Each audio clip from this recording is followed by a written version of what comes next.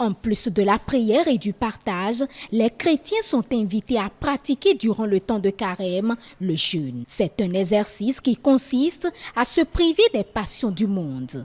Il participe d'une manière ou d'une autre à l'assainissement du corps et au renforcement de l'esprit. Jeûner au sens premier, c'est se priver de nourriture pendant un certain temps pour un motif religieux.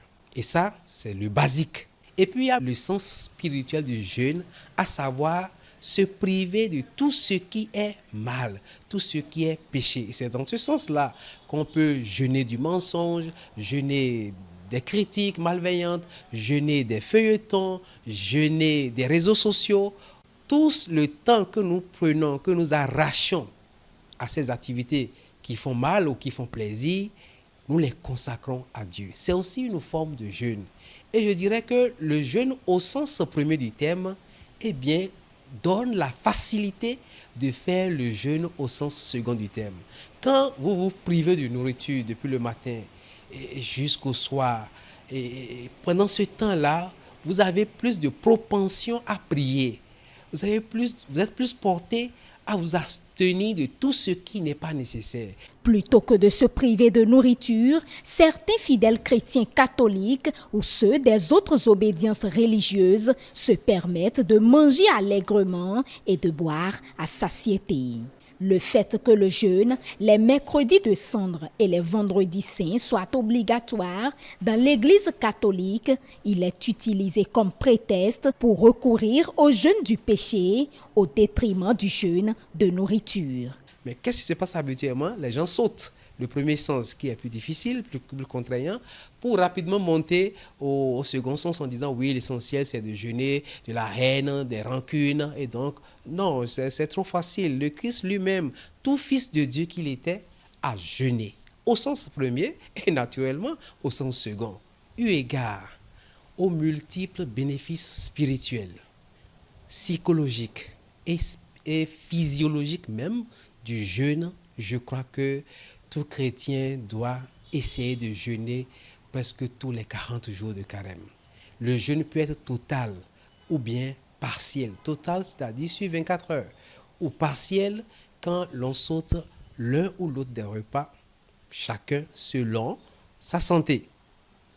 Mais ceci dit, la largesse ou la souplesse de l'Église en matière de jeûne ne doit pas être un prétexte pour ne rien faire. Ne rien faire veut dire manger, boire, vivre comme si de rien n'était. On aurait gaspillé les immenses grâces que le Seigneur voudrait nous donner.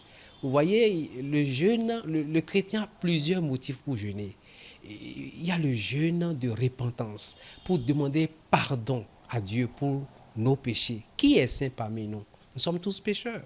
Nul n'est saint devant Dieu. Donc nous avons besoin de demander pardon à Dieu. Il y a le jeûne d'intercession. Nous avons tous des besoins. Notre monde, notre pays, notre société, nos familles ont des besoins. C'est le moment de les présenter à Dieu à travers le jeûne. Et puis le jeûne aussi nous permet, disons, de lutter efficacement contre le mal, contre l'esprit du mal, contre Satan et ses suppôts. Le Christ lui l'a dit dans l'Évangile, c'est ce type de démons, rien ne peut les chasser sinon la prière et le jeûne. Alors, comment est-ce que, eu égard à tous ces bénéfices, un chrétien peut se permettre de ne pas jeûner? La marche vers Pâques tire à sa fin. Père Éric Okpeicha exhorte les fidèles à faire l'expérience du jeûne afin de bénéficier des grâces qui en découlent. Je sais que beaucoup de chrétiens catholiques jeûnent sérieusement. Je les encourage à continuer. 40 jours, cela passe très vite. Mais ceux qui jusque-là n'ont rien fait, qui continuent de vivre comme si de rien n'était, mangeant et buvant, je leur lance un appel. Il n'est jamais tard de bien faire.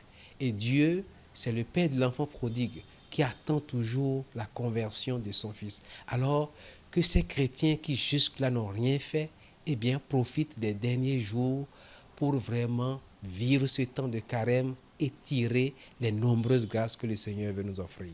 Que cette année, ce carême 2022, cette Pâque que nous allons vivre puisse vraiment nous renouveler.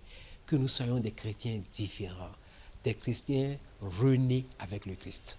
Se convertir, en d'autres termes, revenir à Dieu, c'est le principal objectif du temps de carême. La prière, le partage et spécifiquement le jeûne sont vivement recommandés pour y parvenir.